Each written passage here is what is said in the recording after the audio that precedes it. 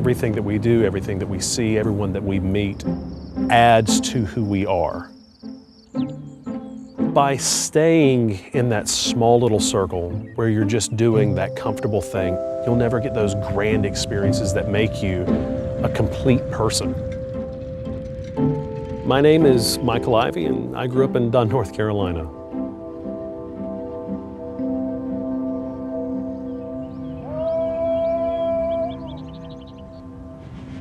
My life was a very limited collage. Sitting in the parking lot with a couple of buddies, coming home and working on a fence.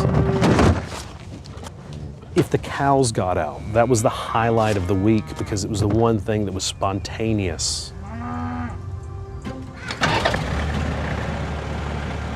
At the time, the Navy's recruiting campaign was, if someone wrote a story about your life, would anyone want to read it? And that resonated with me a lot. I didn't want to sit down and read about putting around in a tractor on a farm.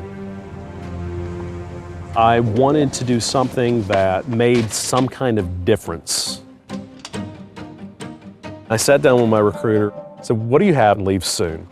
He said, well, I have BU. I said, it's a carpenter.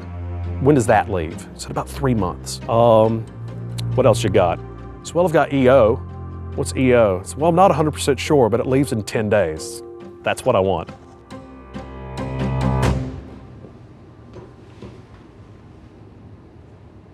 Most people don't know what a CB is. They call us dirt sailors because we don't play around in the water. You think about those guys that are going, they're kicking down doors and they're storming the gates. That's not our job. Our job is to make sure that when those guys finish doing that, they have a roof over their head to sleep under, that they have running water, that they have phone lines they can call home with.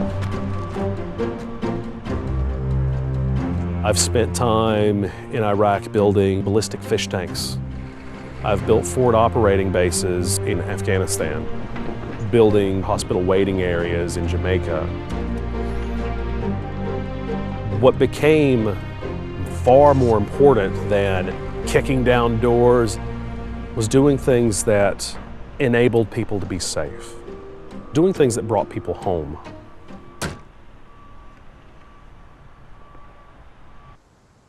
When you've gone out and you've done great things and you've experienced victory and you've experienced defeat, then living in this gray twilight where you neither suffer much nor experience much becomes drab. But at the same time, you begin to appreciate how calm that can be.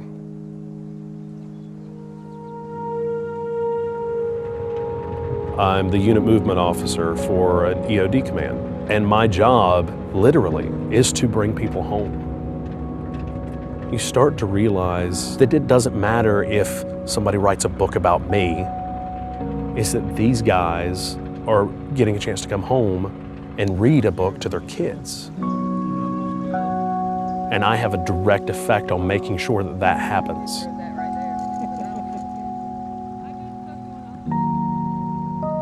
There's an entire breadth of experience, of emotion, of life that you will never be privy to, staying in the tight little confines that you have now. It's like trying to explain to a fish in a fishbowl what the ocean's like. And it's scary making that choice. It's a big choice. But if I could go back and change anything about that decision, I would have only made it sooner.